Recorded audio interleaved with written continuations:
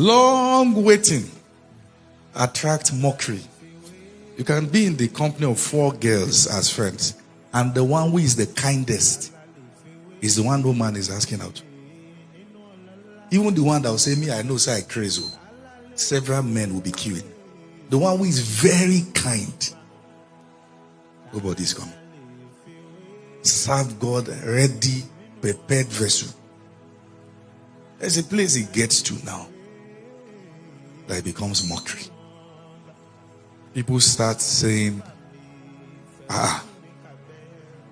no be you they pray pass.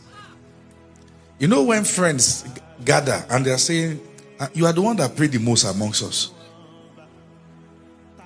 Why should the one who is serving God the most be the one without a testimony? It attracts mockery. I've taught you on 2 kinds of waiting. There is the Anna kind of waiting. It still makes some sense, although it's painful. But at least it is still happening to you after the manner of women.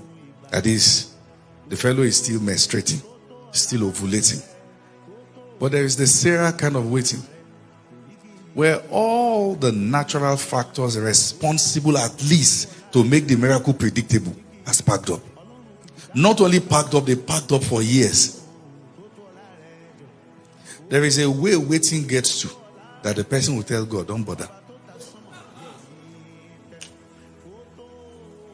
You saw when Elisha told the woman that you'll have it, she said, don't deceive me. Say, man of God, I know it's because I'm kind. I've done what I don't worry. There are questions unanswered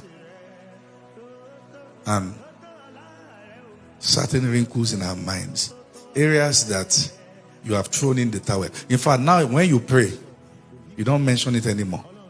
You've entered the mode of let God do as he please. I know the pain of mockery when people, even people who are spiritual, tell others about you that it will not amount to anything. Because there's no indices that shows that this one will be carried. And there are different phases to the mockery. It begins with unbelievers. Those who don't believe God for anything. But there is a place it gets to that even some believers begin to mock. And say that for this man or this woman not to be getting the answers, it's because there's something they are not doing right. Let them check their life. Have you been accused before of what you didn't do simply because you didn't have a testimony? They now package you as the one that if the grace upon this house is not working for you, it's because check your heart is not really aligned. Then you start asking, but what's wrong? Mockery is painful. Then there's a point waiting gets to that you start receiving bad suggestions. And you know what can be painful sometimes is that God is speaking like he doesn't know you have been waiting. Do you know the kind of waiting that the answers have everything to do with a timing? And there's a wait time will be counting, that people will start counting time for you and they start reminding you of your age. It is not everyone who is celebrating birthday that is happy. For some, birthday is a reminder that time is gone. Look around. They are mocking us. They are laughing at us. They said God no longer performs miracles.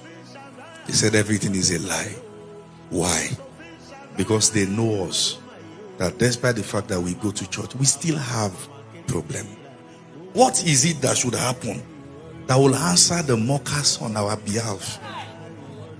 Will that day ever come that it will be glaring for all to see that it pays to serve God? Will something happen in your life that people will say, because of you, I will serve God too?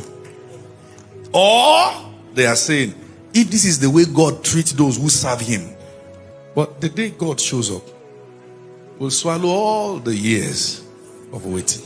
If there's anyone in this season that the joy is mixed with sorrow because the testimony is not complete, or there's something you have been waiting for that you have not gotten, you are happy, you are grateful, but not thoroughly. I stand here as a servant of the living God. In every home, in every life where the joy is not full, receive answers.